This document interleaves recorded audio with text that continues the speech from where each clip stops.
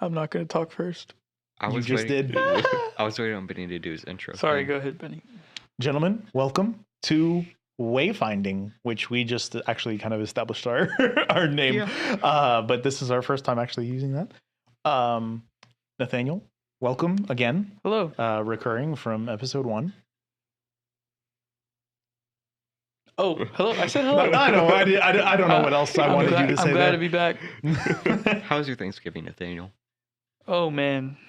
It was good. That's good. Relaxing. Ate food. You should have done some Spanish work.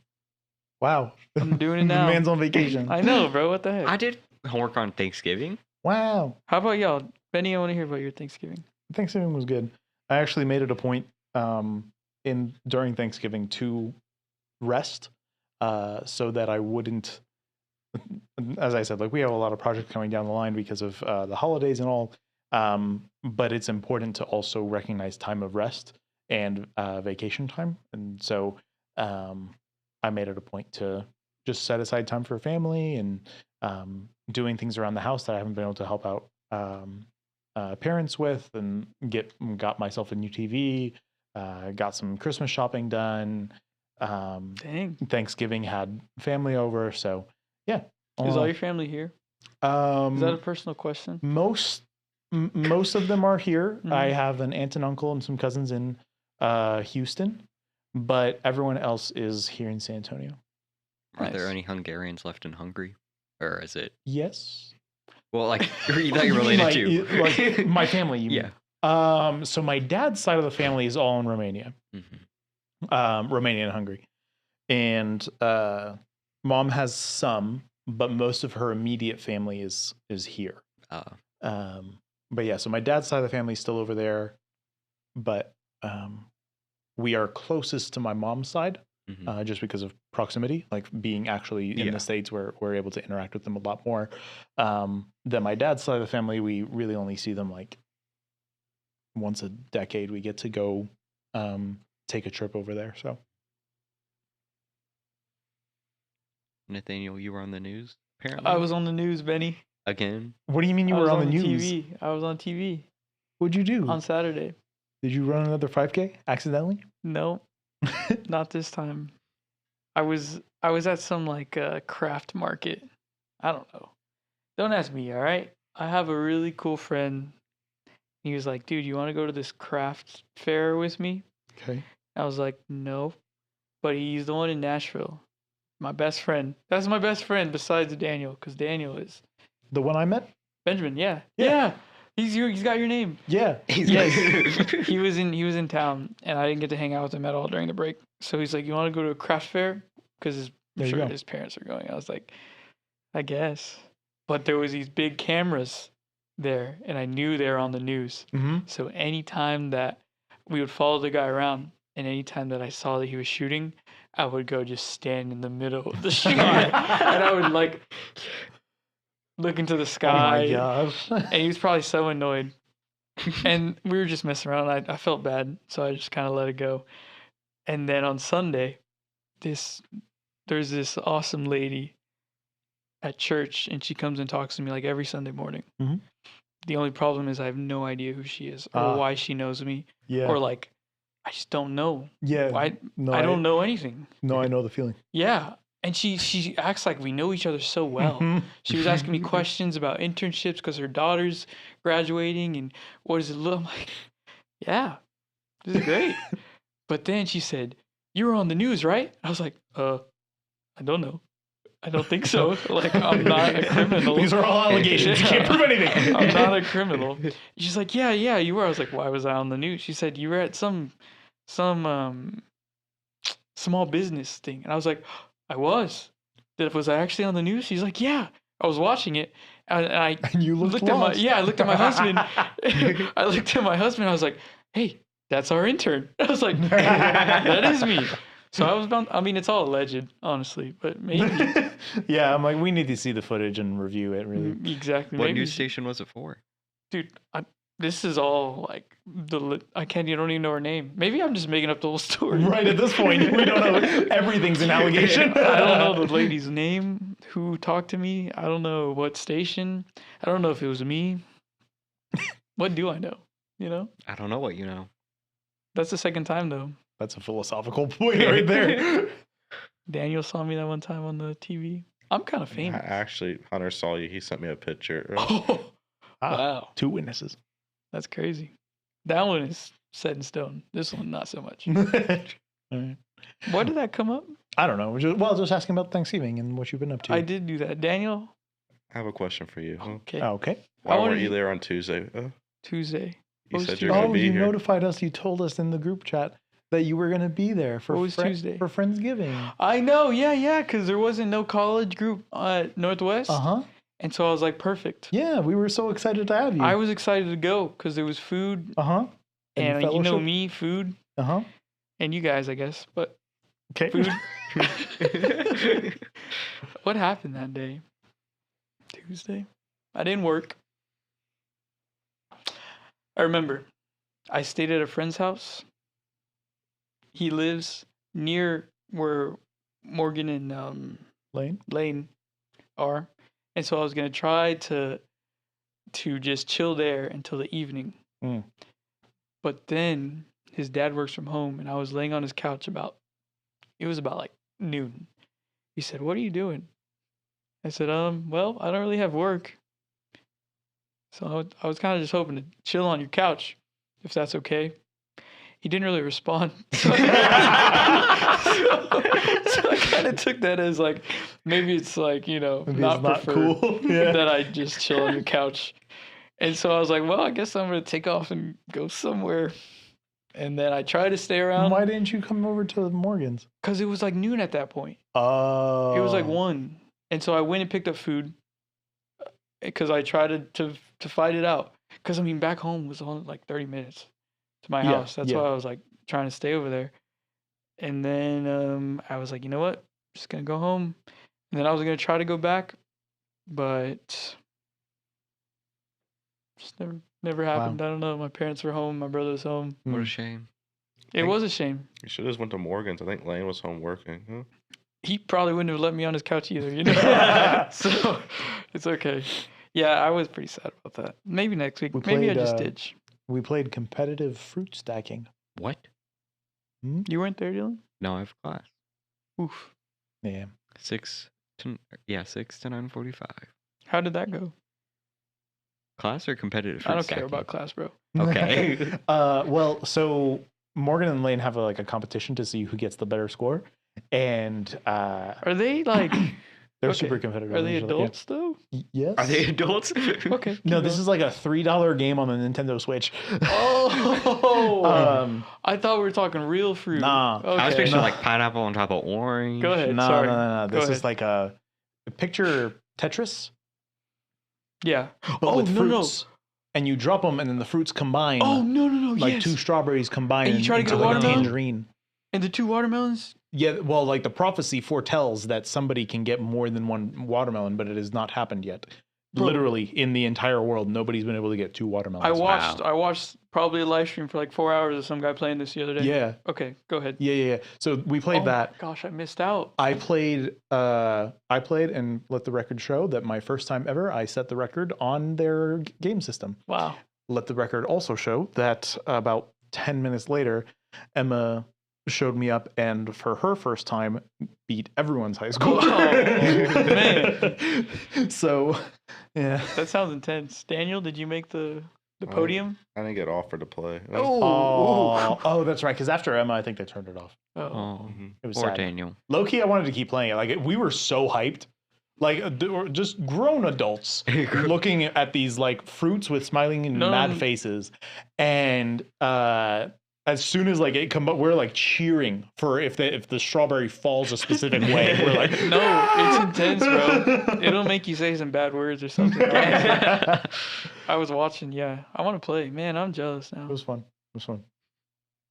If only you could have stayed on the couch. Was your friend even there? No, he was at work, bro. I think that's Dang. why he was. Yeah, Oh, that's But you kind of see, weird. I've known them for like ever. I didn't think it was a problem. Wait a minute. So you just showed up? So Tuesday, I went over to watch Monday Night Football, and then You went I'm over talking Tuesday too to watch much. Monday Night Football? no, I went over Monday, stayed over his house. And so I watched Monday Night Football. But then have you seen, spike ball? You know they have a tabletop spike ball. What? So my friend has in the middle of his living room, he has Uh-huh. like a table like this. Oh my gosh, we were going so hard in his living room playing tabletop spike ball Uh-huh.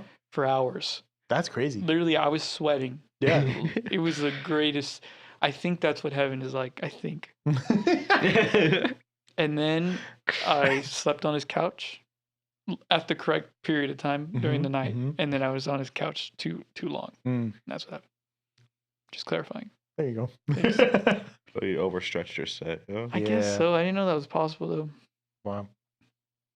Well, if the person's not there, you're supposed to be hanging out with. I don't know. Yeah. Yeah, but like, All right. Well, time to go. All right. Well, I guess I'll be here. yeah. No, it's time to go. I literally like invited myself to their family vacations. Like one time they were going to like Corpus just for a little weekend, and I was like, I'm free. And they're like, you want to come? I was like, yeah. All right. So I this slept is a on the floor. reoccurring problem if you just. I guess so. Just inviting yourself to things. Yeah, it happens. That's funny. Well, yeah. So we had. We're now on episode 3, week 3 of recording our Bible study discussions, or our discussions as we so have it.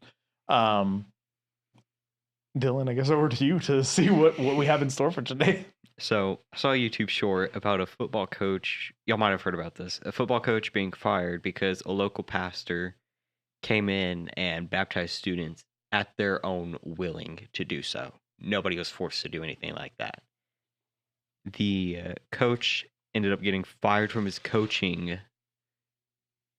job, but was still a teacher there at said school. I don't know what school it was. Okay. And so I was like, oh, this is interesting. I'm going to go look at the comments and see what other people are saying. And this brought up a good point. One of the comments said, how can we have pride flags in our classrooms, but not have students willing to be baptized at their own wanting to do so? And the news station interviewed a parent, I'm assuming a parent of one of the children. I say children lightly. It was a high school football team, so they were older in their age and old enough to understand what was going on. Sure.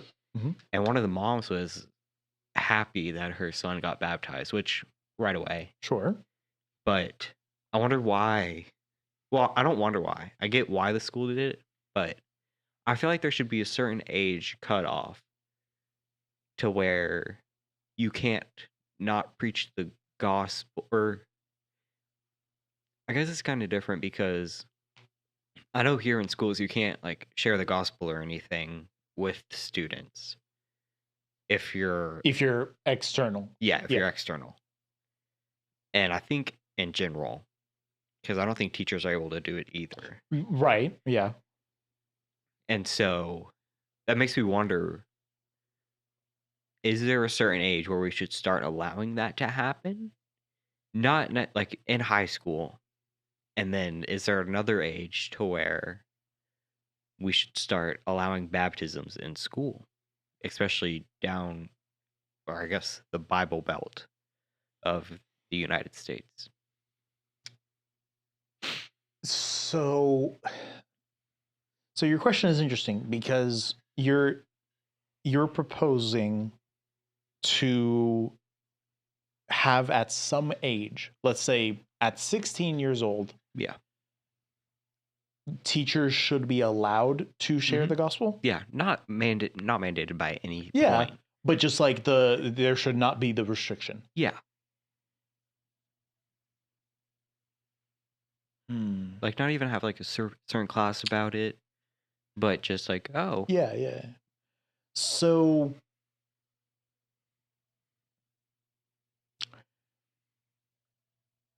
where I stand on this is I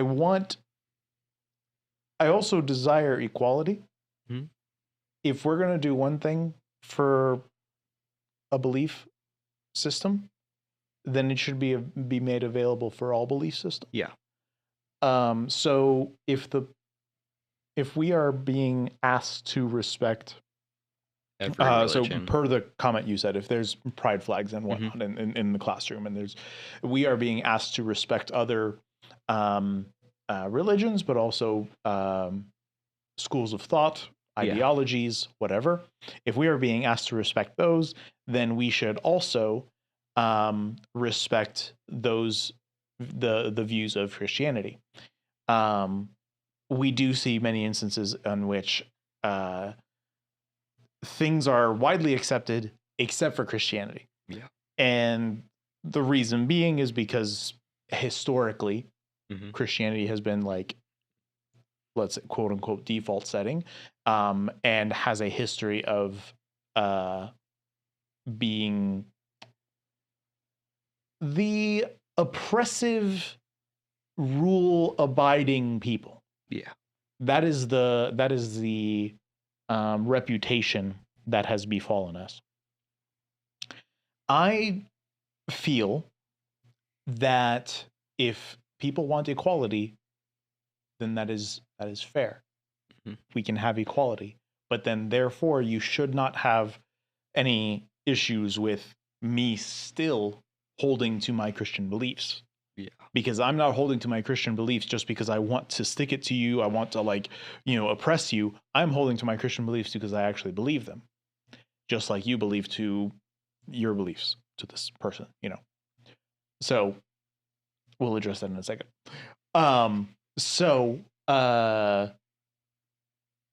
In terms of,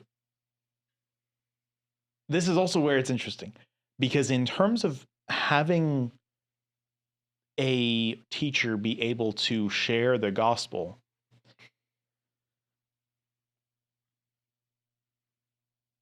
I actually don't know where I land on that. One thing I do know is if my vote lands on yes at age 16, again in this hypothetical, at age 16, teachers are allowed to then share the gospel with students because they are at cognitive belief age. Cool. I then should also be okay with that student potentially hearing a presentation of Allah, of Buddha, of whatever belief system. I have to be okay with my child hearing that as well. If I'm okay with the teachers speaking the gospel to the students, I have to be okay with other teachers of other faiths also being able to share their faith. Yeah. Which I could be persuaded to be in favor of, like, again, just having that opportunity available to all. I don't know. Hard. It is hard because that age is more about, like, I don't know, maybe not. That's not fair, but it's more about, like, I feel like there's too many variables. Like, which teacher you think is the coolest? It's like it's a power thing, not power complex, but like, like if this one teacher is a cool guy and he says this is the way to believe at 15, 16, you're like, yeah, bro, sure. And then the presentation of it, if someone like is more persuasive than another person at that age, yeah, bro, sure, again. But also, I don't think there's nothing bad. Well, I don't know. I have a lot of thoughts. I think there's something good to be said about, because would you rather someone have one option and it being the correct option, but that's the only option they have, or like 2, 3 options? They still should come to the correct option eventually, right? And if anything, they got to that point, like they found their way there. But I guess if they're 16, I don't know. You can expect that. So it would, like, strengthen it. You'll have less fake Christians, in theory. But can't, like kids ask teachers about the religion? They're allowed to talk about it? I believe so. I think if a student asks a teacher, what are your specific thoughts? maybe they're allowed to share, maybe not. I don't think so. I thought I heard it one time. If the student asks the teacher, they're allowed to. It can't be the teacher putting their religion on the student. I know, Right.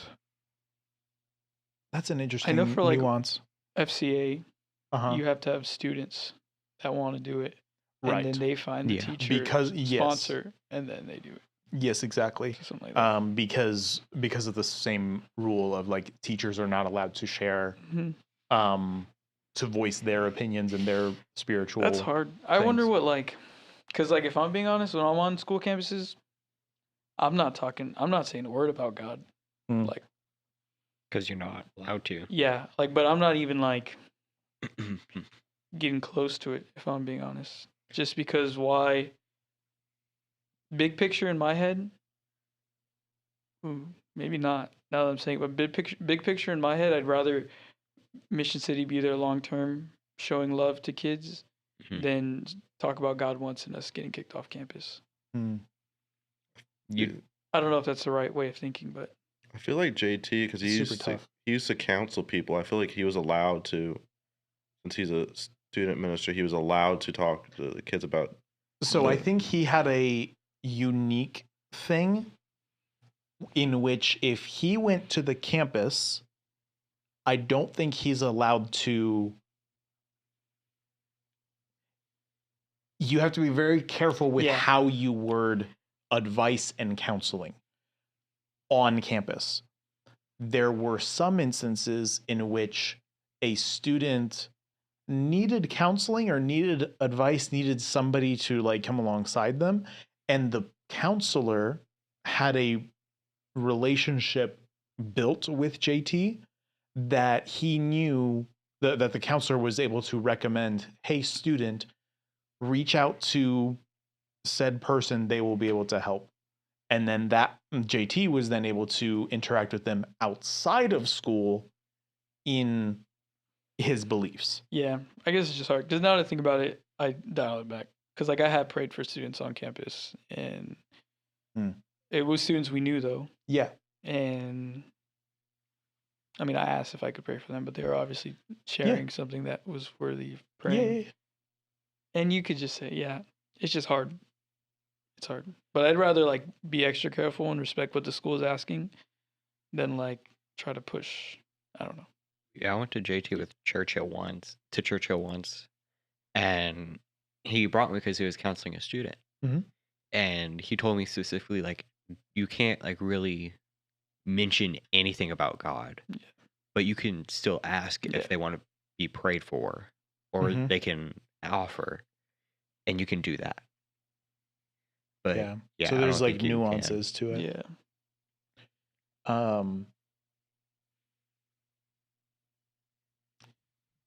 You want a question to get you thinking, Nathaniel? I do. So you bring up the argument of is it better to respect the authority of the school system and the rules that they have in play, that Mhm. they have in play? Is it better to respect them and therefore get longevity at the school system, but risk then not being able to share the gospel Mhm. in that moment? Mhm. Or is it better to go ahead and share the gospel, risking a relationship with authorities Mhm. based upon what the disciples did in Acts? Yeah.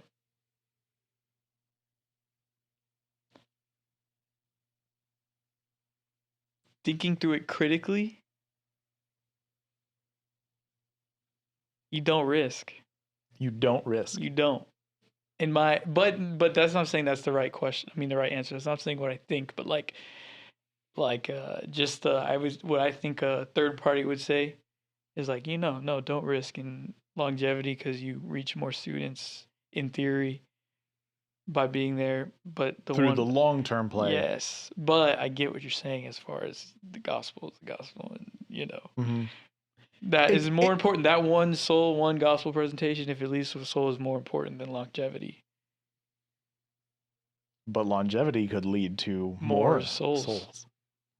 it's a tough thing. Honestly, as I consider it, it's really hard to say because you see such boldness in the lives of like Peter and John and Paul as he goes around all over the place. You see such boldness as they proclaim the gospel, regardless of what the Pharisees tell them. You know, the Pharisees numerously tell them stop preaching this false gospel, and they're like, well, we think it's true, so we're going to keep going, and so they go back and do the same thing. So there's a strong argument to be made of like, no, despite what they say, like you have to go forth and share the gospel. Oh yeah, yes, for sure. And we were also told to respect governing authorities. Yeah. So it's a weird little thing. I think it gets down to the nuance. I think it gets down to like situation by situation. Mm-hmm. But it is an interesting thought. Yeah. Yeah. What are your thoughts? I think from an ergonomical standpoint. Whoa, what does that word mean? Like the keyboards and the chairs?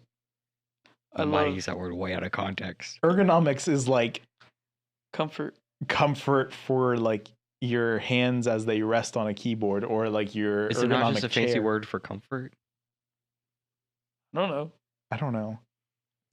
I don't think it directly means comfort, but it adjacently means comfort. Google. That's a hard question, Benny. I don't even know how to spell that. ERGONOMICS. Like, I agree with Nathaniel saying, yeah, the soul is a soul. It'd be great just to do that, but I also see the long way to. I think I go. I don't know what I think. I feel like long way, in the long term, yeah, you'll get students, but you'll talk to them, you'll talk trash to them, and that kind of stuff, but they won't ever show up. Mm-hmm. But I showed up for them. Yeah, and that's where you can share the gospel, doing out of school stuff or something. Yeah. Going to their games and stuff. I don't think that's considered on. I think that's still in school. No, better not be, bro. I think. I don't think that's considered on school campus if it's like somewhere. It might be. Or school time. I don't think it's considered school time. I think that's a time where you could. I think it might be. I think it is officially. If it's hosted by. It definitely is a lot more lax Yeah. than being in a classroom. Like there's a lot less control in like you being at a football game and being able to talk to students about whatever. That's a lot more lax than being in the classroom or being at like cafeteria or whatever. So, but I see what you're saying. You're saying that by respecting the rules of the establishment, you are able to win opportunities for future conversations outside of said establishment. Yeah. Yeah, I guess that goes like, you go into like, what's the reason we're on campus? You know? Is it like is it a evangelistic effort to be on campus? I don't know. I don't think so, because that doesn't make sense, right? Or maybe it does. It doesn't make total sense. Or is it so like it's either... It might be evangelistic, but is it as heavy as you do when you go, I don't know, downtown, or when you go overseas, or when you go whatever? Like Nathaniel, you've been on many mission trips. Like there's a definite difference between the work that you've done in Puerto Rico or Zambia and what you do in Bernie. Yeah. Well, because we go to campus, I would say the number one is to show support to our students already that are involved. Show them that we care, hang out with them, ask them how their week is, ask them about sports, weekend. And then secondly, it's meet new students. But even that, we've been told by like in not superintendents, principals, Mhm. assistant principals, like, hey, if these aren't if you don't have even, I think Theo was told last week he was eating lunch with some students, and they asked him if he had the parents' permission to be sitting down with them and eating lunch with them. Mm. And so it's even like new students. I don't know if that's necessarily like the goal is to interact with current students and have them invite or Yeah. them interact with the new students or them introduce us Right. to the new students. Right. And then we go week after week, and all of a sudden, oh yeah, I know Kevin. You know, Mhm, mhm. he does.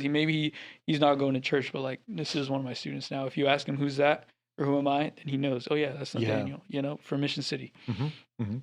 So I don't know if it's like the goal is to meet new students necessarily, but I guess the goal is always the gospel too. I don't know. It's a good question. I was thinking about it for a while, Benny. Don't you worry. Cool. I also think it's like good. Like Nathaniel's going to schools. He's kind of their age almost. So Mhm. he only graduated 2 years ago. Oh, trust me. The teachers, They're They're like- mix you up now. what are you doing here? Or what? What? I said, yeah, I work for Mission City. Oh, really? Really? Yeah. Wow. Theo, you know Theo? Oh yeah, Theo. Yeah, he's my boss. Okay, go right ahead. But I also think it'd be good to bring some like the graduated high schoolers out to come to the schools with you sometimes because they know what the students are going through. Hmm. They just graduated, so they can give you tips on stuff and invite people because they're still young. They just graduate. People know each other. Yeah. Yes. But that's just an opinion. I got to go with JT a couple of times, and Mhm. I always enjoyed to see a different aspect of Yeah. what he does. Yeah. Back to the ergonomical definition. Y'all are Thank you. right. It is. It's not, you didn't use it right. No, It's it okay. is just for office work. That's And right. there's even a second definition. It's still even office work. So there's no Great. way ergonomical is comfort, just in general. So, yeah. So I guess the comfort standpoint of it, you want to be there for a long time to make a change in multiple generations of school goers, students. School goers. Same thing. But if you're trying to live it like the Bible is, then yeah. Dude, you just throwing shots. Dang. If you're trying to live it like the Bible says to live it, you're not doing it. Then yeah, you should just go in there and get it done. Dang, bro. Why don't you do it, Dylan? It's a tough question, and I think it's as I said earlier, it's in the nuance, and I think it's situation by situation. Yeah. I think it's also kind of like what we are personally called to. Because a very strong argument can be made for I want to have an impact in my local community and my local schools. And so if I want to come alongside my local school, I should abide by their rules. They're not necessarily like, they are not persecuting me. They are simply saying that I should not openly have a discussion regarding my spiritual beliefs with these students. Okay. I can do a lot within that boundary, still showing God's love to the students, to the faculty, to the parents, that I am there to support the students in what they do and to encourage them to, strengthen their work, right? Yeah. A strong argument can be made that if you are called to that, then you should follow their rules, because you can get the longevity play as we've been describing. You can then minister to them outside of the school context and therefore still be evangelistic. It's just a long-term play. Yeah.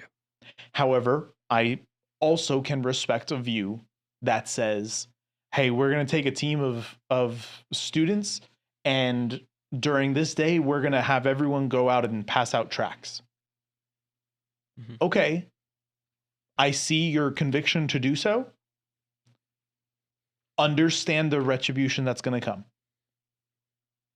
I understand why you're doing it. You want to go share the gospel. Totally cool. Totally awesome. That is going to cost you permissions with that with the school officials. Yeah. So it could go What do you either way. think? What do you think?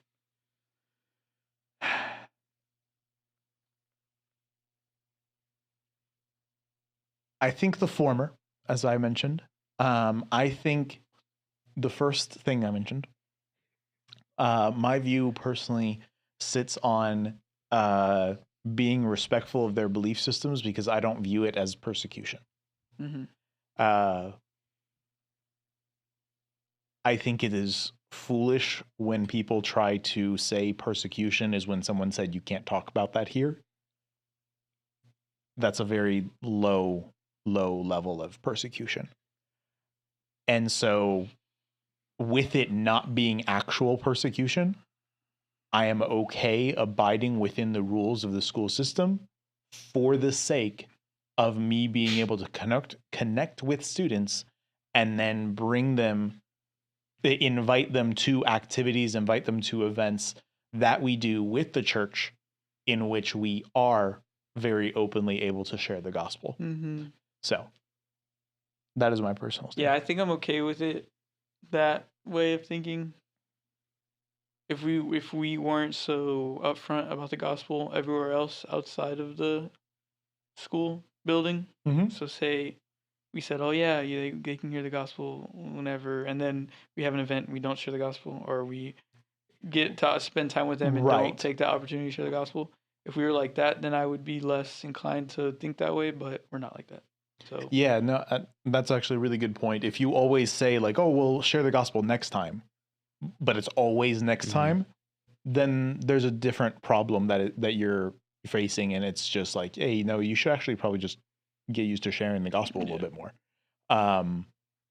But as you pointed out, we are very forward with the gospel in our own events, in what we do. So, it's good. Mission City, Mission City, let's go. gotta love it. Nathaniel, do you have a question about the stockings hanging up? Yeah, bro. That doesn't say Dave. It sure does. Says right there, Dave. That says Dave. Yep, exactly, Dave. Dave. Dave and Benet. Nah, bro. That's how Benny. That's how it's really spelled. It's I don't know what you're Benny. talking about. And Chuck. Efficiently spelled. Yeah. I feel like that Chuck looks better than the normal Chuck. Yeah. I'm just saying.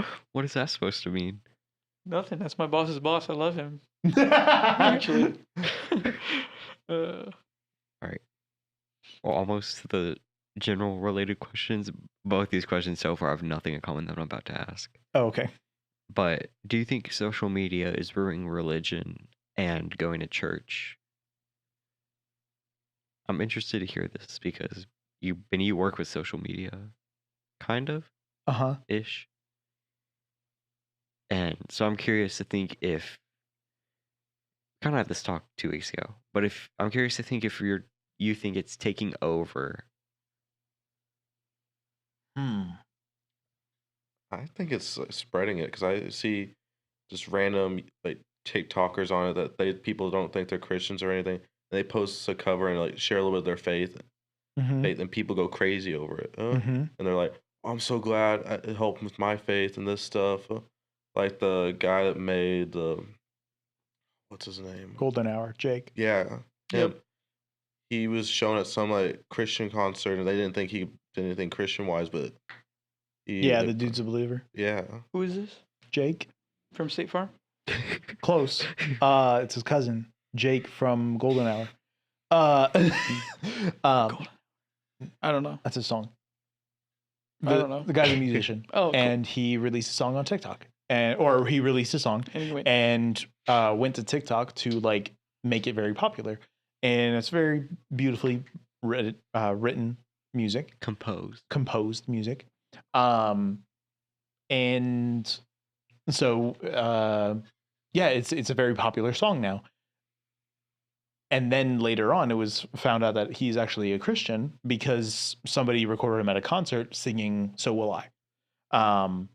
And so yeah, that's a great way of showing, like, hey, social media can push people of faith to more people to be more out front.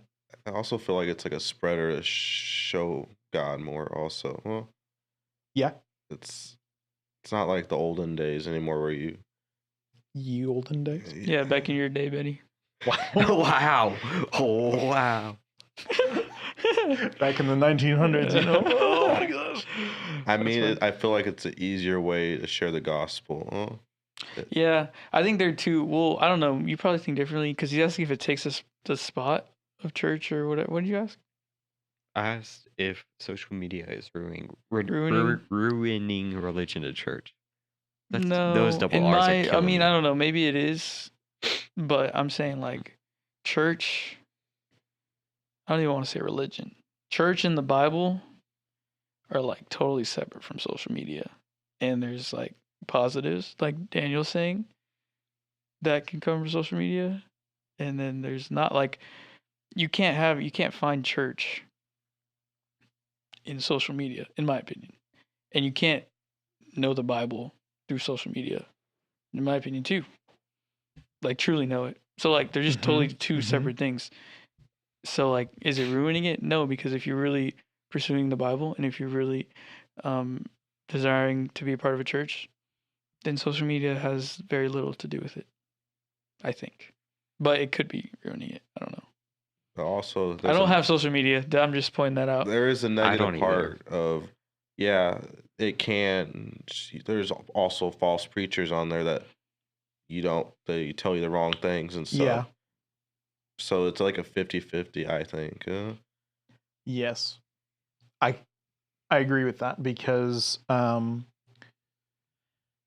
the opportunity that is gained from being able to reach the masses is incredible.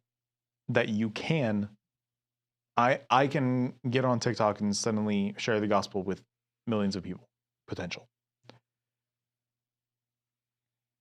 Anyone can get on and share their thoughts and ideologies. And we do see quite a few people on social gain a following of those that we differ on theology. And so is that then detrimental to the faith? It can be. It can lead people astray if that's the only thing that they're getting. It also can sometimes lead to Christians, shallow Christians, where if their belief is only based on what they have heard on social media and the prosperity gospel, in a sense of like all the good things you hear on social media and how it pushes you to like, you know, God is faithful to you. He will provide for you. He will take care of you. And we know this to be true. And it's like, yes. And you're still going to go through hardship and God's going to be there. And like, you know, like there's going to be this both and. If you only listen to the prosperity side of it, and then you go through, you don't have the depth in scripture. And then when you go through the trial, you're not going to have a strong foundation to stand on, which is, to your point, Nathaniel, why it's so important that like a true connection to God and a true connection to his word, or commitment to reading his word and understanding his word, that will build a firm foundation, a very strong foundation that will not be able to be shaken just from a simple TikTok video or whatever leading you with a random thought. if your foundation is found in God's word and in who He is, and in Christian community, true Christian community, then social media cannot ruin your faith. If your foundation is social media, then any other piece of social media can lead you astray.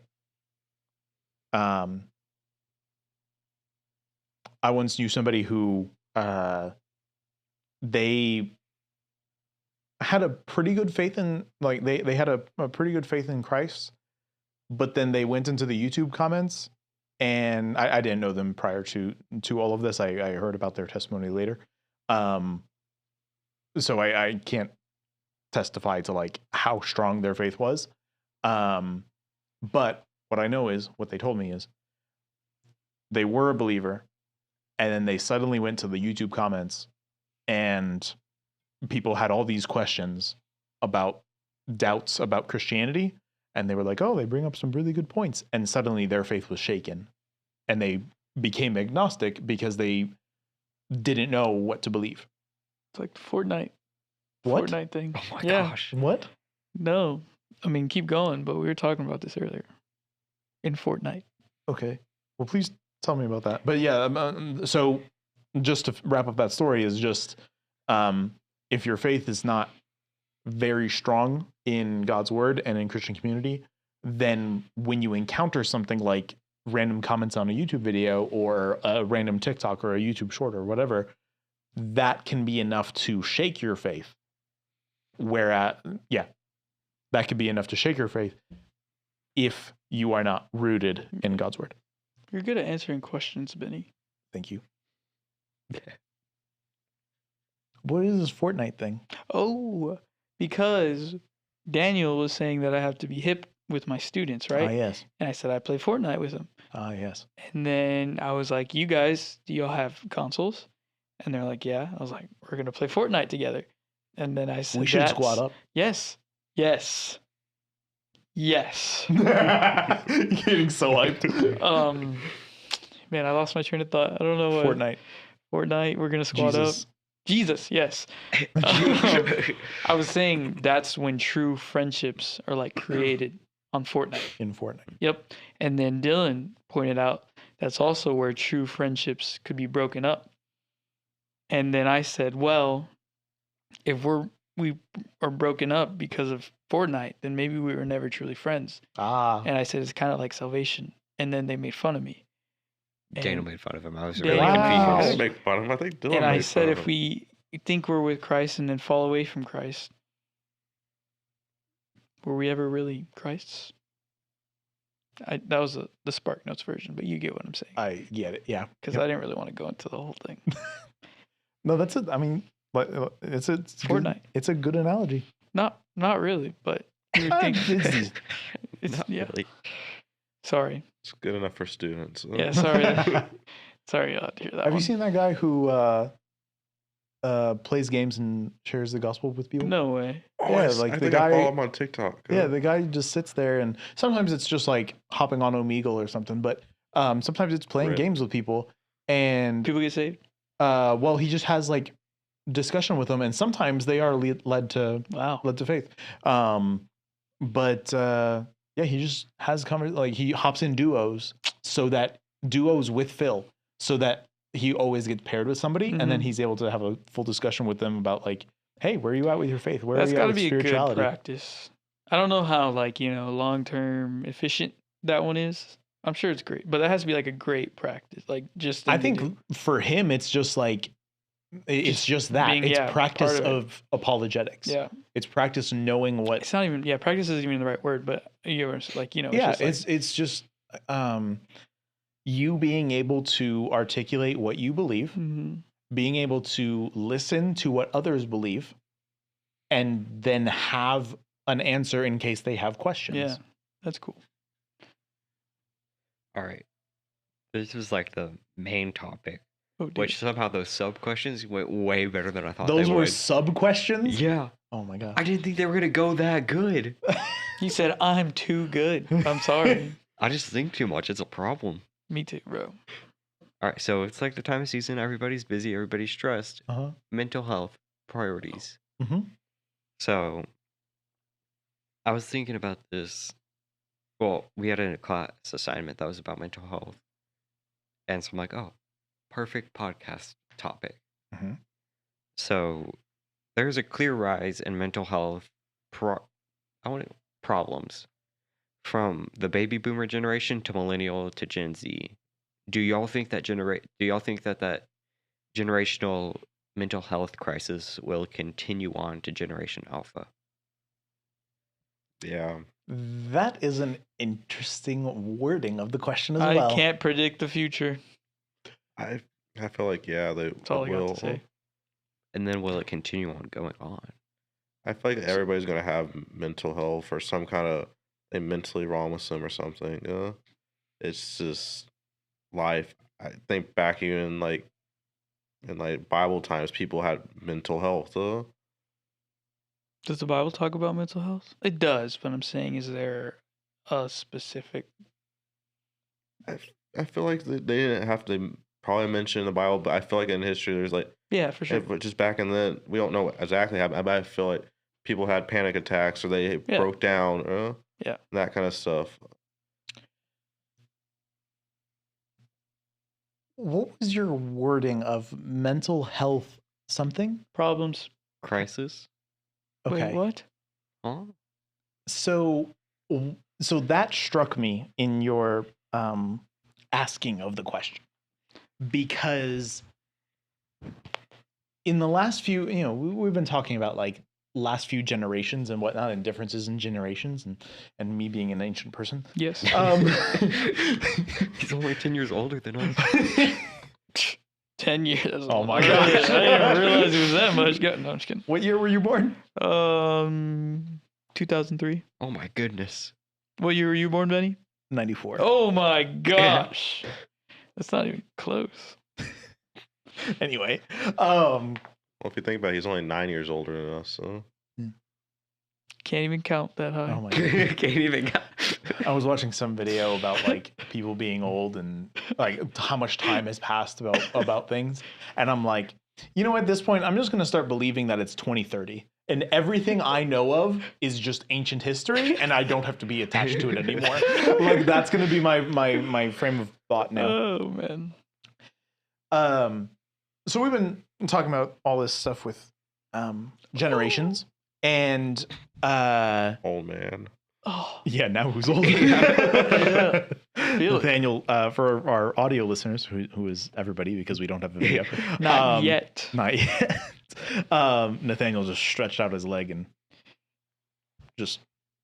he moaned. I don't know. Whoa. I'm just getting old. My knees hurt. That's all we're trying to say here. All right. Mental health issues is an interesting view on it, because what I would want to bring up is, while yes, there is an apparent increase in mental health issues, I would argue that is due to an increase in mental health awareness. So it was the same. That's what I was thinking. It just wasn't as talked about. It was not as talked about, was not as necessary. Wait, what wasn't necessary? Mental health. A mental health awareness. Okay. I thought you meant the issues. I was like, nope, nobody thinks the issues are necessary, buddy. There's just not. There are times at which a panic attack. If I'm gonna have a panic attack, it has to be between this hour and this hour of the Yes, day. exactly. Right when my final is about right there. So the difference going from boomers to X to millennials and then Gen Z. Boomers had like little to no concern about their mental health. They did not care. because they had other things to worry about. Mhm. There were wars, there were all this kind of stuff that they were in the midst of when they were young adults. As time progressed, things have gotten good. We talked about this last week. Things have gotten pretty good, and therefore, we are concerned about issues that other nations and people groups are not concerned about. I have seen clips of people talking across the world that criticize how much we hone in on gender roles Mhm. when they're like, we don't have time to think about gender roles. We have male and female. We just need to go figure out how to get food. So like, it's because of a different social status that we are able to have these conversations. Mental health being some of them. We are, over the last 30 years, we have had an increase in awareness of mental health, meaning anxiety, depression, OCD, ADHD, ADD, like all of those. We are now acutely aware of the nuances of those behaviors, and we're able to pick up on those behaviors a lot more than in previous generations. And I even think of, well, I don't know if I should say this because I'm not educated enough on this particular topic, but I have seen the difference from my ancient times. Yes. From 10, 20, 30 years ago. I have seen the viewpoints of people back in the 90s when I was growing up as a kid, to when I was in high school, to when I am a young adult. I have seen the trend change of how we view people with mental illnesses. Well, and I guess that's also a nuance. Mental health awareness, mental health issues versus mental illnesses. I don't even know what was your question, because I just got down into the nuances here. Do you Nuances think a lot. the mental health Nuances. situation will continue to Generation Alpha and to ongoing generations after that one? Ah, yes. I think so. I think it will continue to them because of how they are being raised. Because of my generation and your generation, the next two generations will have an increased awareness of mental health illnesses, mental health,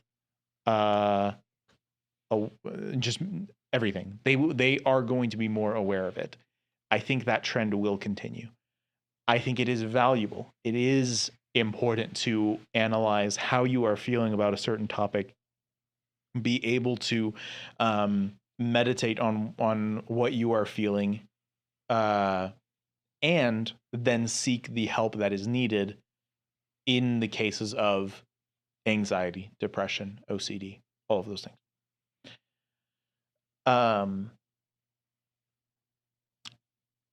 I do see a possible time at which those things take a back seat, and that is when a massive... Do you know something that we don't? Because I feel like last time we were here too, Benny was talking about future, and what's gonna whip us into there place is or whatever. There is an alleged theory from my friends that I'm actually 500 years old, and you like, and I've just seen the cycle so many times that you're like, yeah, hairline give it a looks few like it. years, we're gonna get into a war. And What'd you say? The hairline looks like it. Oh gosh. oh, that's messed up. I think Honestly, for 500, my hairline looks pretty good. I was That gonna thing say, still has bro. hair. Most of it. Forget Dylan. Are you sure there's some you don't know, some we don't? I'm just making sure. Because you keep talking like you do. You said there is gonna be a time when He did say that he could see a mental time. health awareness will take a back seat to what, Benny? What will it take a back seat to? A volcano? To A wars. volcano. To wars! Oh my gosh. Wars against volcanoes? Or No. no volcanoes? How would that work out? I don't know. The volcano's winning. I was just hoping the volcano would come or something. I don't know. No. So like when. I threw you off. No, I'm debating how into the weeds I want to go with With this. the wars. Go No, to I the get what you're nuance. saying. Go all the way. I think here I'll say a little statement and then you'll figure out how deep you want to go into this Alright. dive. I think it could be too because of a lack of like, but I don't know what it was like 50 years ago, but a lack of spiritual disciplines, maybe. So like maybe I can't say That there's is a direct. a very interesting connection. I can't say there's a direct, any sort of anything, but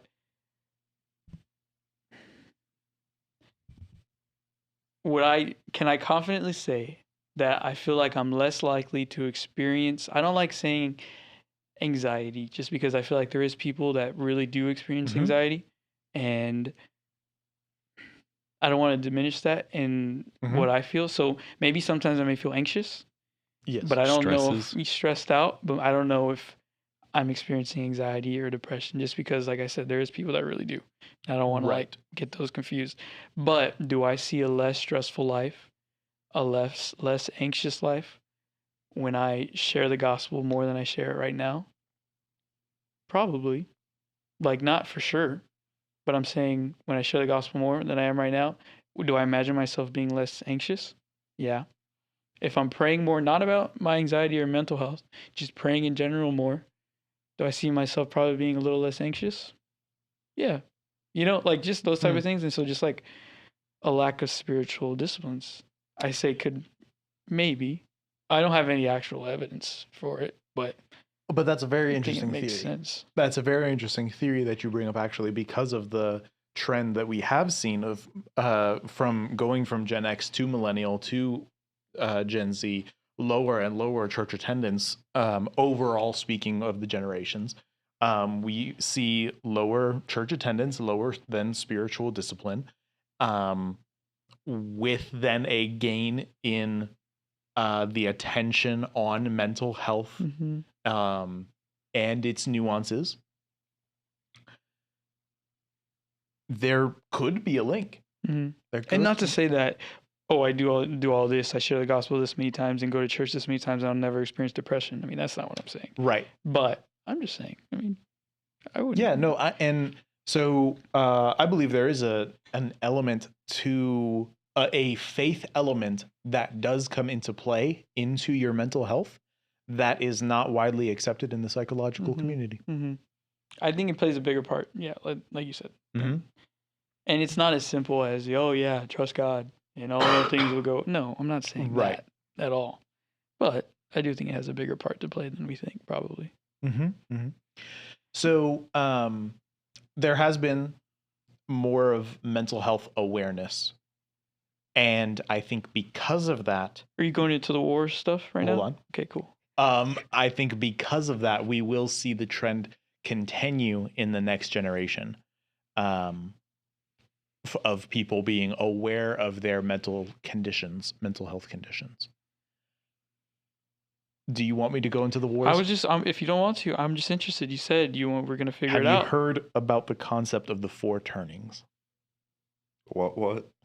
You could be speaking Spanish for all I The know. four turnings. Okay. Hey, The Nathaniel, four he's turnings? gonna Like, be as there's are a you talking book. about like, oh, okay. There's a book called The Four Turnings.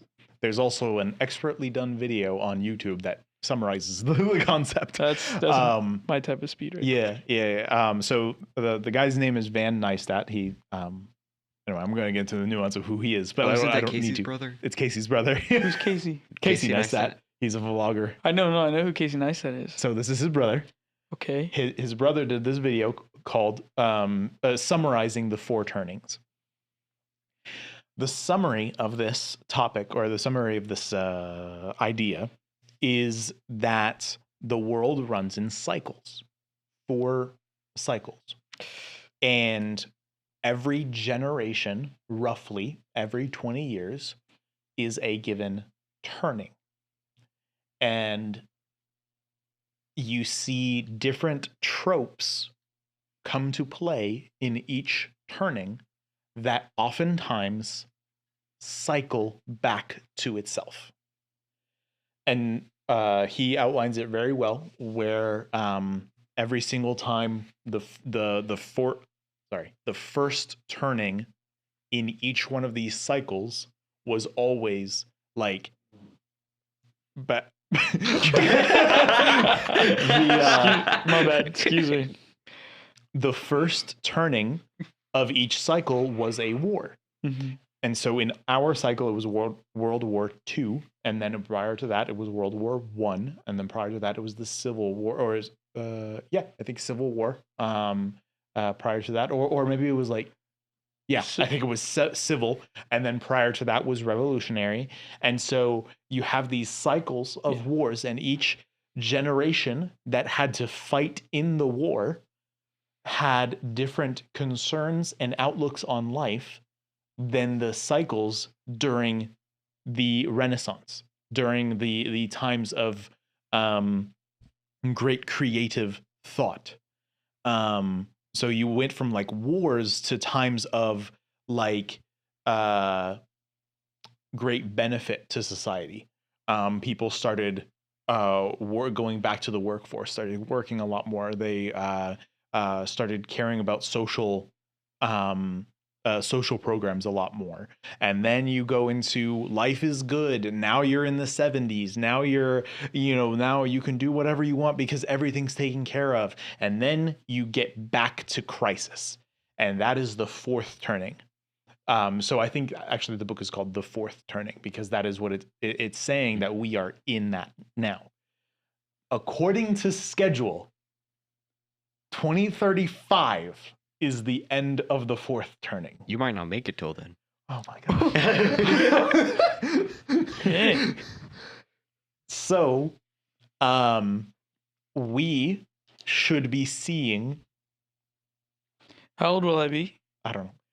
Wait, and actually, it might be 2025. Oh no. But we should be seeing the end of the fourth turning soon. And the fourth turning is literally known as crisis. Everything falls apart. Would you go to war if we go to war? I'm ineligible. Against volcanoes. Why? I'm too old. Actually.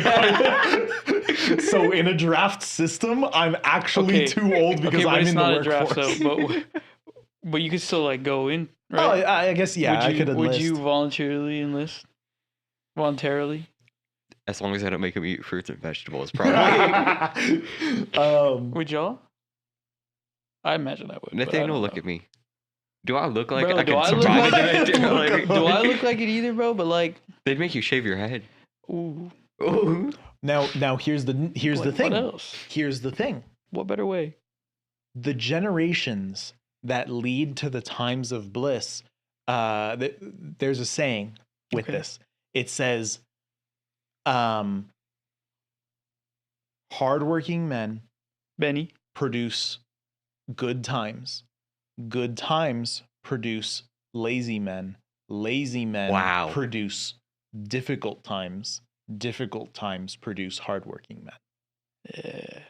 4 turnings. Dun dun dun! Cue dramatic music. which one am I? You. Not the hardworking one. Yeah. We are currently in the 4th turning, the crisis, which means the next difficult times. The next generation and the following, alpha and beta, or whatever they're going to be called. Not beta. Omega. Probably not. It has to go in alphabetical order. That makes sense. It's either going to be alpha. It's either going to be beta or bravo. I mean, or we're going to come up with something. Why don't we just name it animals? Okay, let's stay on topic. Those 2 generations are going to be the ones that have to go to war. Oh, so not us. No, but we could. We could be involved. Would you go to war, Daniel? Dang, I could see him in war. Like right now, bam, we get a call and President is like, President Biden's on the phone. President telling Joe B's like, Daniel, I need you. we're fighting China right now. I need you, Daniel. Would you say yes or no? Yeah, probably. I've enlisted. Yeah, I think I actually If it- considered it for a while. yeah, no, I can could see it for you. I considered going in the Navy, then doing Navy SEAL training, coming out as a sniper. Yeah. Yeah, If his I think I aiming would is do it. anything like his, honey, we would all be dead. we would be dead. He's a good- Like he'd be such a good sniper. He would snipe me. No, he would miss everybody. What are you talking about? Look at him. I literally don't miss a shot. Yeah, The guy has he doesn't really good miss, aim. bro. I don't miss either. How many deer have you shot this season, Daniel? 0, but I haven't. There's Problem He's- solved. He's gone hunting once and got one hog. Me and Daniel will go down in the history his books. nephew got that He hog. let him have the hog. He let him have it after he missed 3 times. Oh my gosh. You can check my. I literally only let my nephew shoot. I didn't even pull the trigger of a gun this week. Yeah, take that, buddy. I don't believe that. I believe you. I Daniel. believe in you, Daniel. Thanks, man. Hey, if we ever go to war, Daniel, me and you are gonna be bunk buddies, okay? Oh no. What? Nathaniel, We're gonna protect each other. Nathaniel, I'm Yeah, no, sorry. that's good. I don't think you could survive basic training. Oh my gosh. Bro, Nathaniel would be I would on come the- through. I would definitely struggle. I would definitely Definitely struggle. You know, there's drill sergeants that's like Mean words. Mean I would probably words. cry. Words. Probably Just, cry. like, tear you down. At the Probably least, cry. mean But, like, words. I read something today. Good. Be like Forrest Gump. Huh? No. David said, "The living God delivered me from the paw of the lion. Amen. He delivered me from the paw of the bear. Amen. He will also deliver me from this uncircumcised Philistine." Yeah. That's how I feel. Amen. Also, I've talked to military guys, and they're like, "You would do great in the military, yeah, because you obey, you listen." They tell you're everyone hardworking." that, all Yeah. right, bro? They told me. Well, nobody's ever told me that, but in theory, they told me that Basically, if you watch enough military movies and just watch the stuff, I don't See, like if you those. go Those watch are scary. Dunkirk 4 times. too. Those are if- scary. I don't do that, bro. if you want to do good in the military, you just need to do what they tell you to do. You don't need to argue, bro. Bro, no. You don't hear stories about Commander Sergeant Sirs that listen to the retreaters and instead of saving their fellow No, the soldiers. best soldiers are the soldiers that listen to their commandment. Well, if we're talking about following God, And that's also, if you think as God as a sergeant and you follow his commandment, Yeah, you'll man. do good. Huh? you got me, man. I'm on your side now. I agree with you. I like how we're talking about this like we all have military experience, even though No, not a single I one have of us. absolutely none. Look at me. I told you guys about me getting a letter to be an Air Force chaplain. You were What? gonna be, dude. I kind of want to be a chaplain. I got a letter one day, like a few years back. I was living in Illinois and it got delivered here to my parents' house. Did you say yes? No, Ah, because so I get this letter and they're like, "Hey, we have openings for the Air Force chaplain." sorry. I'm telling you, I'll listen to your story and then I'll. Go to the bathroom. I really gotta go. I want to hear this story though. I gotta take a potty break. Oh my gosh. He said it like we're in school. Go ahead. I get this letter and they're like, "Hey, we have openings for the Air Force chaplain. Here are the requirements." I met 0 of the requirements. Oh no. I'm like, why? Where did you get your information, and why are you sending it to me? I don't fit your requirements. So if you did meet the requirements, would you be a chaplain right now? Maybe. I thought about it I've thought about of being a chaplain too. because of the benefits you get from military. What? They just make you do like 50 push-ups and. Yeah. Like I said, The okay, disrespect, dude. I didn't mean that. I'm sorry, you would fail basic training. dude. I would Nathaniel. fail. So that's where so you guys know I was 50 pounds, 60 pounds heavier a year ago. Yeah, I was about that, like for the past I don't know 5 years, 6 years. I floated around. Well, I mean, at that way you don't really float. Got him. That was good. That was good. Trying to sink.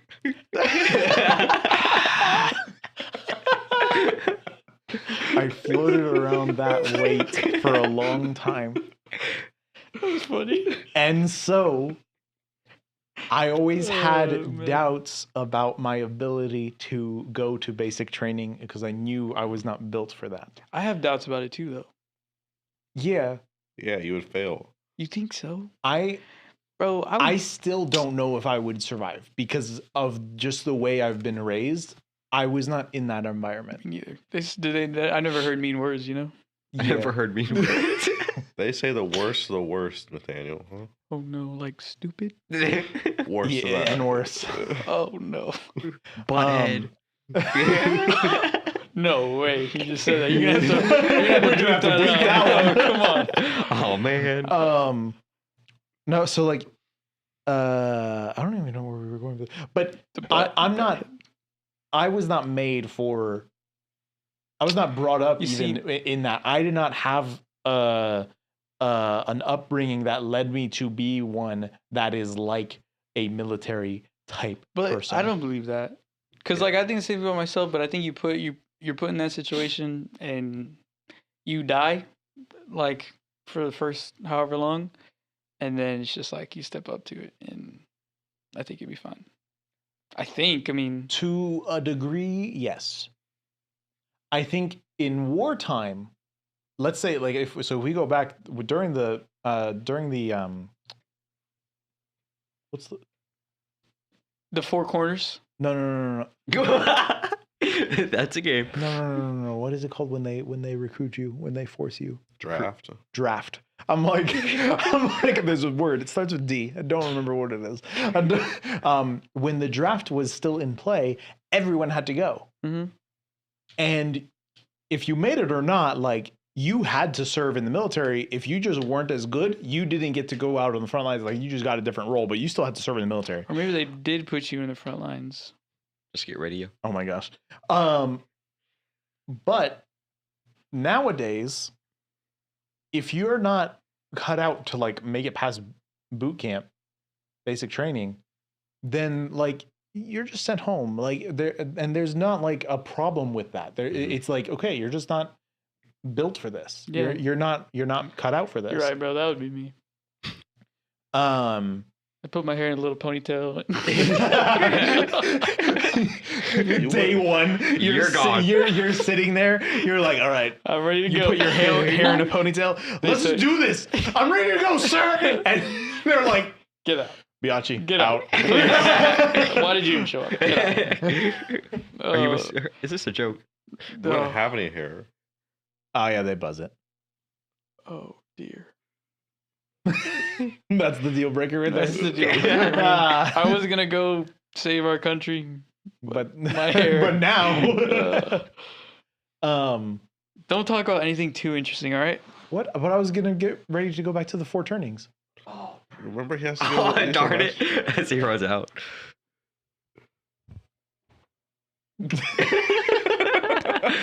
He goes, As he took 2 6-inch steps. yeah. What were we talking about? How did we get to the four turnings? Because of the wars? Because of Yeah. mental health. Mental health, generational continuation. So our life circumstances have led us to the place we're at right now. People can afford to have these conversations regarding social rights, activism, humanitarian efforts, which might all be the same things. All of those things, we can have these conversations because of the times that we're in. However, due to the nature of the fourth turning being the crisis, that can be changing. And so, what do we see happen in those times? These social rights, these mental health initiatives take a back seat, because who has time to think about, I don't know, who has time to think about OCD when you have to go to war? Mm-hmm. There's a different set of priorities. Yeah. I also don't mean to diminish that at all, because is that a actual concern? Yeah. Yeah, it is. There's a ton of people who had mental health issues back during that time that their issues just never got talked about. That was quick. Did you wash your hands? Yeah, bro. Oh, Oh that my gosh. happens. Oh, they're what? there was. Did you miss a little? Oh my gosh. Podcast topic. It can Um, be. No. You just sat on your computer. Okay, so Queso.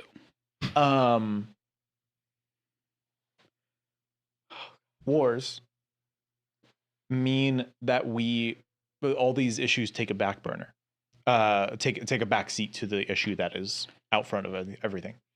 The issues we see is that boomers and Gen X have a ton of mental health issues that were never talked about.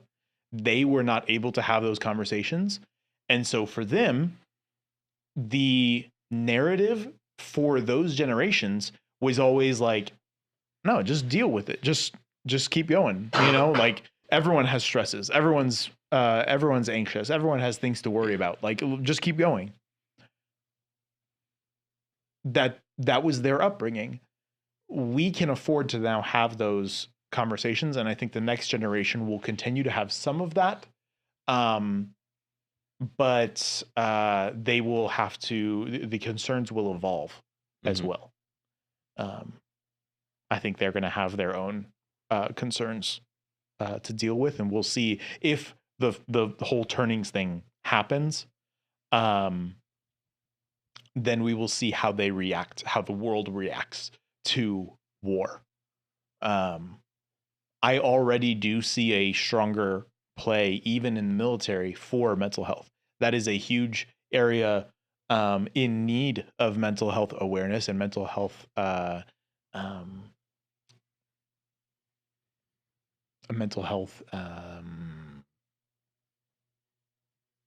services, whatever. That is a huge area in which mental health is neglected, and so that is slowly on the rise of like people being able to have more and more conversations, even in military backgrounds.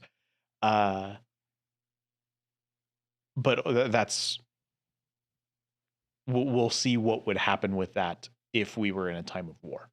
2025. Apparently, Counting down the days. Oh, shoot. Wait a second. 2024 is just like next year. next month. Yeah, It means 2 months. 2025 is like next year. a year and a month. Yeah. Today, Nathaniel math. Get ready to Shoot. shave off your hair, Nathaniel. I'm ready, dude. I think you guys would actually be drafted. You're young enough. Nope. Nope. Yes. Because we. I got flat feet. When was it? I got flat feet. That's not going to disqualify you. Bro, look how flat these things are. I got flat feet, but I still go in the military. Yeah. Oh, shoot. A few years back, there was talk about reinstating the draft. And we looked at the requirements, and I am ineligible. Why? Because I am 1, too old, 2, I am in the workforce and already contributing to society in that way. And so it would therefore be a bigger detriment to society of me leaving the workforce No. to go into the military. You should have seen me on Friday. I'm in the workforce. Didn't It you was call Black in sick? Friday, bro. I was basically like playing Elf Simulator. Didn't you call in sick? No, not this. Bro, on Black Friday, I would have gotten fired if I called in on Black Friday.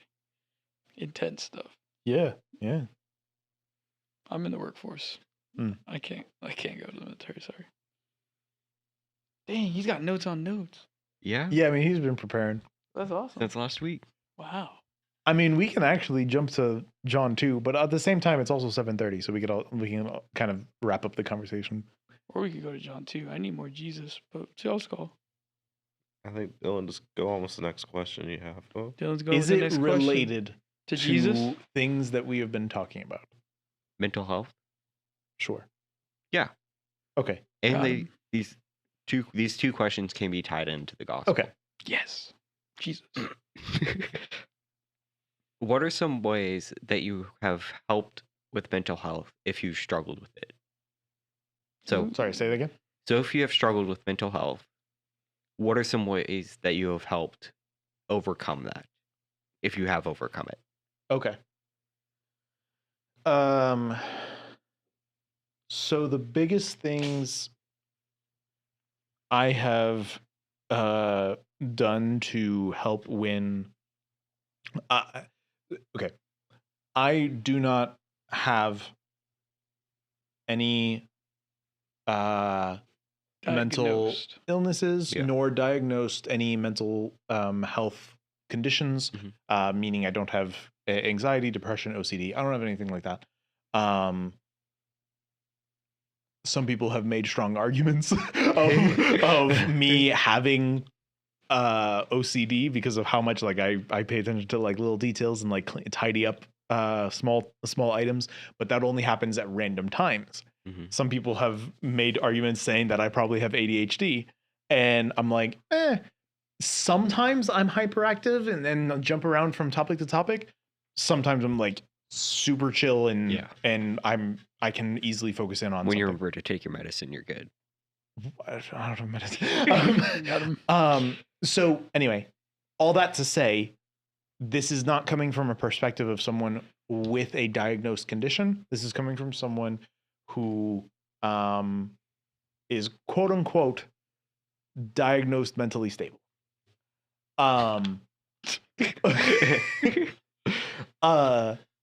Now, all that to say, in times where I feel anxious, depressed, any of those things alone, I have found a reprioritization of my goals to be helpful. I surround myself with community. I devote myself more so. So and I actually think it starts here. It starts here with an increase in my prayer life. I find that I pray more when I am struggling mentally, because there is just that greater dependency, Mhm. greater need. So I start with the greater prayer life, pushes me to then maybe a particular study, topical study, or a particular reading of God's word. Lots of times my go-tos are just like reading Proverbs because you could find wisdom in all of it. So I read that, and then I find community. Those are the biggest things that help across the board is prayer, reading God's word, and finding community that I can surround myself with, because I need to, if I am struggling, then the best thing to do is to find people that you can share that with and be like, hey, I'm not doing okay right now, and I need you to help in some way. And then clarify what that is. Like, hey, I'm feeling really alone. Can we hang out? Can we play video games? Can we Fortnite. you know? Farming Or Simulator. like, hey, can we just like grab coffee because I just need to go talk to somebody or whatever, you know? Those are the efforts that have helped me the most. I would say on top of that is the reprioritization or the just adjustment of my goals. Mhm. I have found that a lot of times when my mental health is low, it is when I have taken on way too much, or just a lot of things are externally happening to me. And so my response to that dictates what happens to my mental health. I have to respond in such a way that prioritizes what I work on and what I say no to, so that I can make sure to keep my health in check. Yeah. Sometimes I will also come up with hobbies or endeavors, Legos. Legos, building a business. But it could be like leathercraft.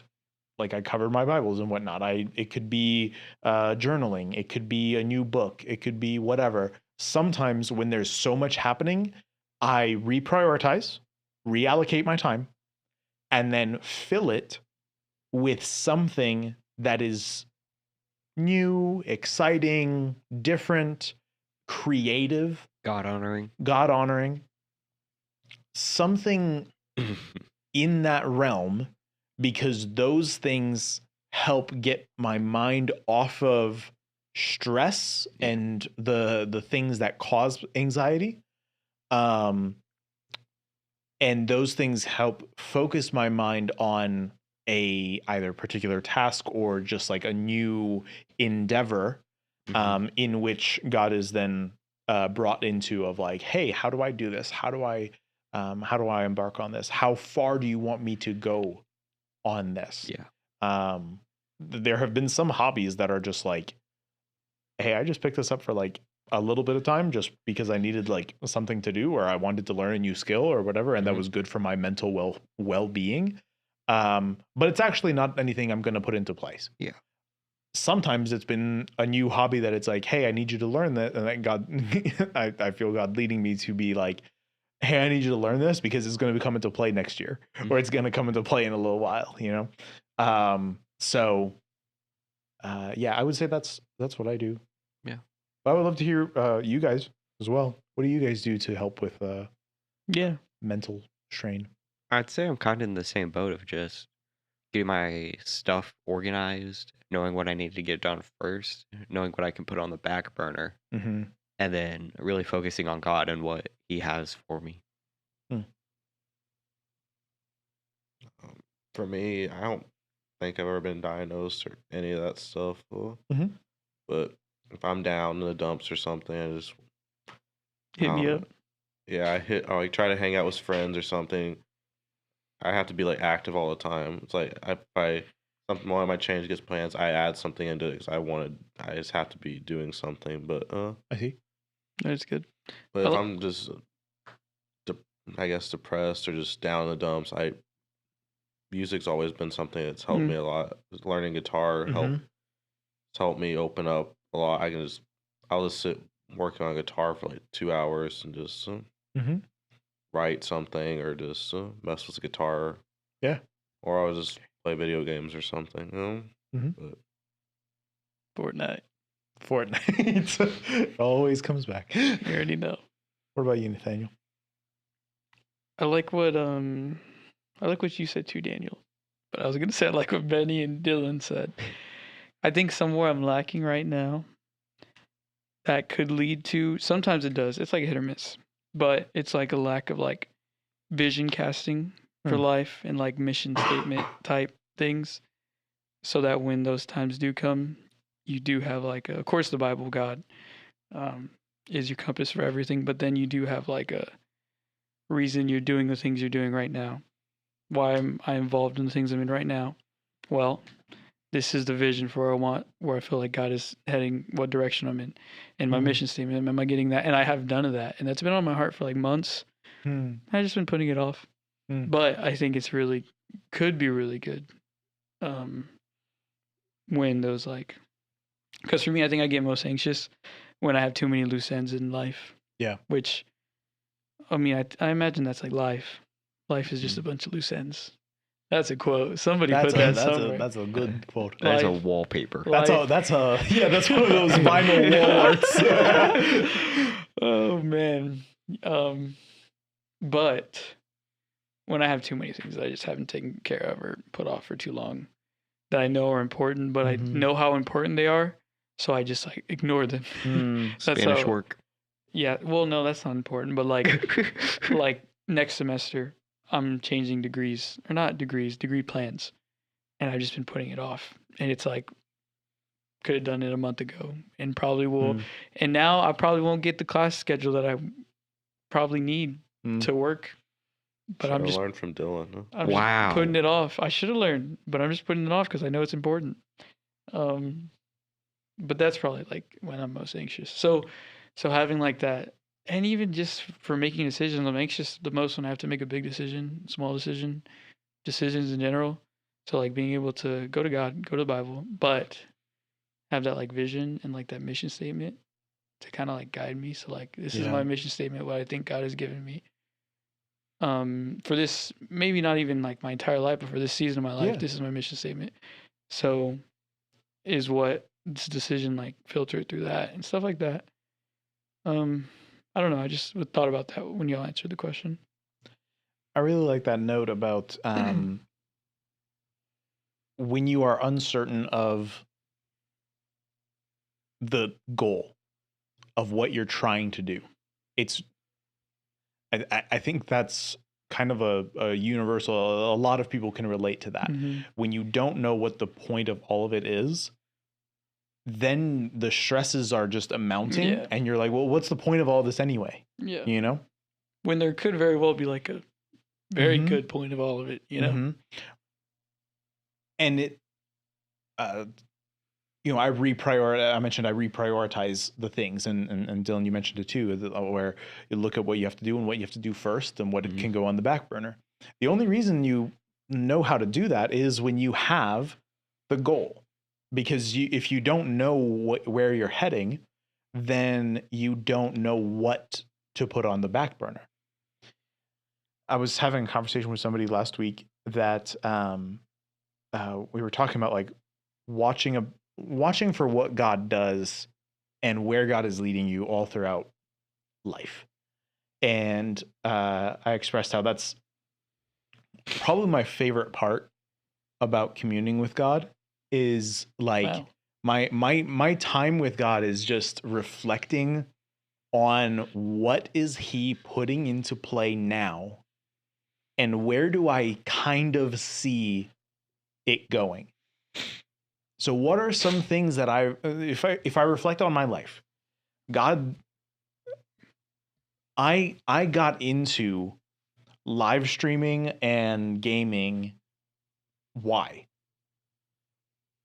Just so I can hang out with people online. And I had an idea of like, maybe I can learn how to run a live stream. And maybe it'd be fun to like do a Twitch stream or something. Then my friend says, what if we did Twitch streaming? Now I can help him implement all the stuff because I've already been working on it for 2 years. Mm-hmm. What happens after that? The pandemic hits. Now suddenly, who needs live stream help? The church. And the church, now because of all my experience, I am able to put together the system for them to be able to run a live stream. I got to work on I learned a little bit of like audio training so that so that during that time I was able to run a broadcast mix and teach people how to mix audio for an online audience. I think I just pressed the button on the record. All of that plays into like those seemed like random things. Me wanting to randomly help out with Sunday tech seems random. Me wanting to pick up all this gear so I could maybe do live streams seems random. But all of them are nuanced pieces for me in preparation for what God has for me in this particular season. Well, what happens after that? That actually helped me get a passion for photography and for bettering my videography. What did that do? That actually afforded me my opportunity to come to Mission City and trial out going to the week with you guys. I was able to then talk to leadership, get my position here. I got my job. I have been learning this whole time about how to run creative processes, how to put together productions. I'm learning so much of how to do new challenges all the way through.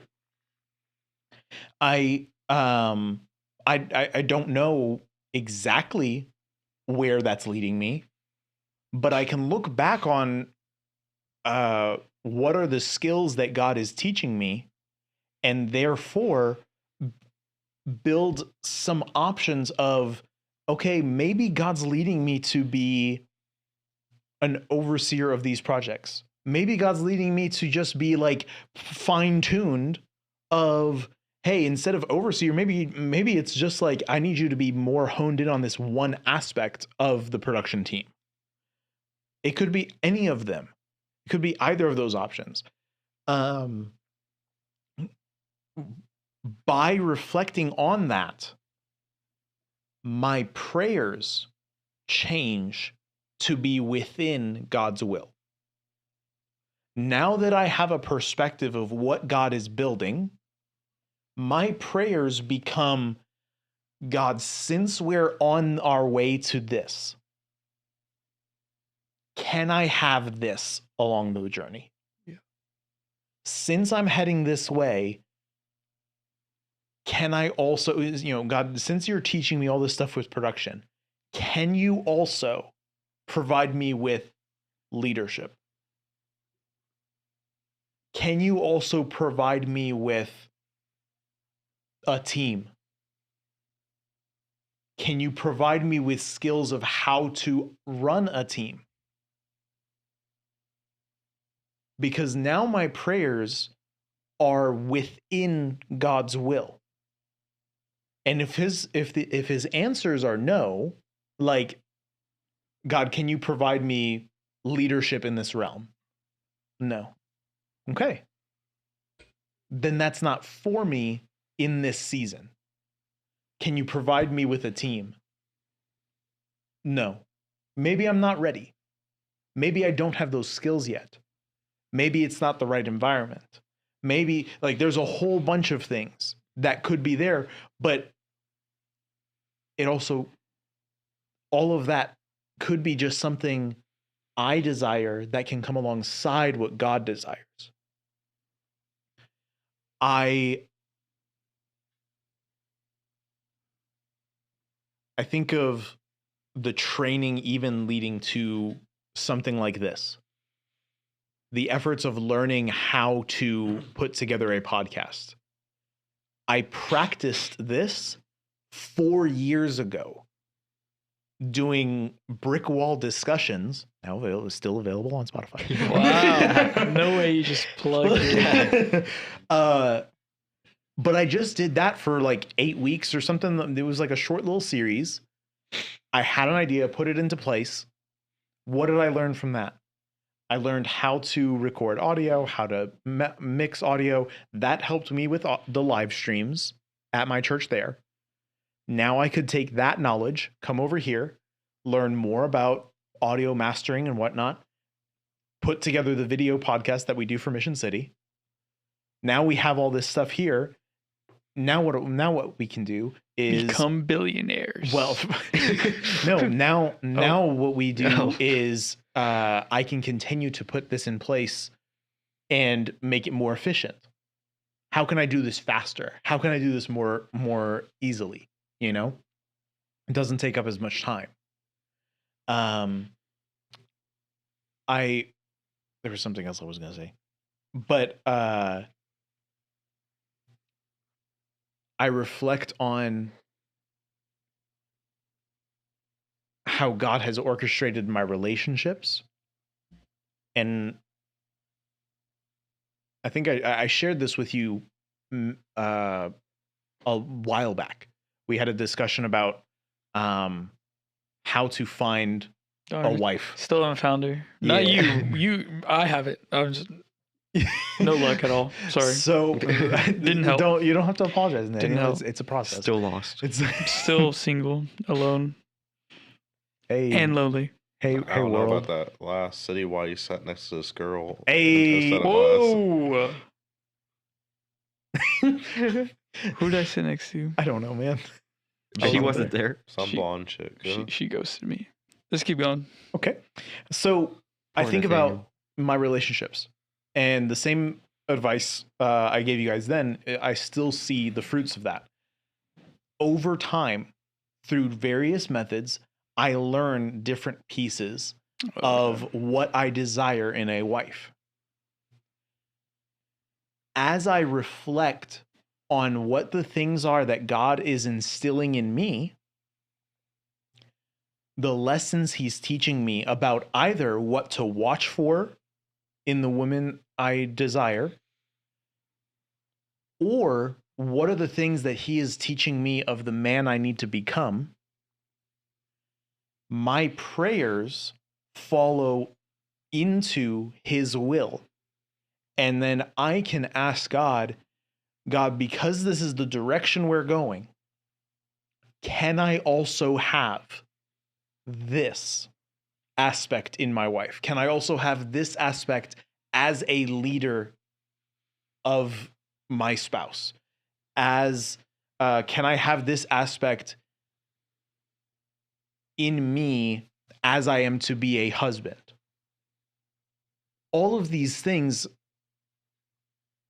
can be answered and fulfilled because I am following into God's will. I am seeing what patterns he is placing in my life, reflecting on that, seeing where he is pointing me. And because of that, I know what to pray for. And I know what to choose. Because of the experiences he has put me through already, I can now make an educated decision on what to do going forward. In the case of relationships, it is who to pursue a relationship with. It is what to look for in that relationship. It is how to behave and how to care for the person in that relationship. All of those things I learned over time. It is only being put into place now. And every single iteration, it's always putting into place the things that I have learned up until this moment. And if something happens at which I learn a new lesson, I put that into place again.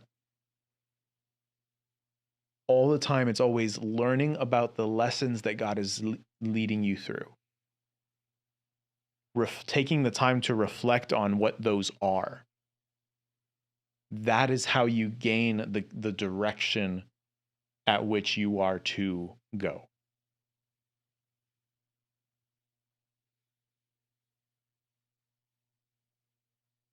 That was good. I don't know if I like that answer though, but whatever. What do you mean you don't like that answer? I'm saying it's just gonna take a bunch of time. I want all the answers now. Well, That's not how life works, Nathaniel. that's not how life works. I know. One of No, that the was good. fruits of the Spirit is patience. Yeah, but it's like the fourth one. Love, joy, peace, patience. Yeah. That was quick, right? No, that was good. I think I actually had a talk with my my little brother a few days ago. We were getting home from like our cousins. It was late. We were playing board games till like 2 a.m. We just had to go home because I had work the next day. Mhm. And we were in the car and we were just talking for a while.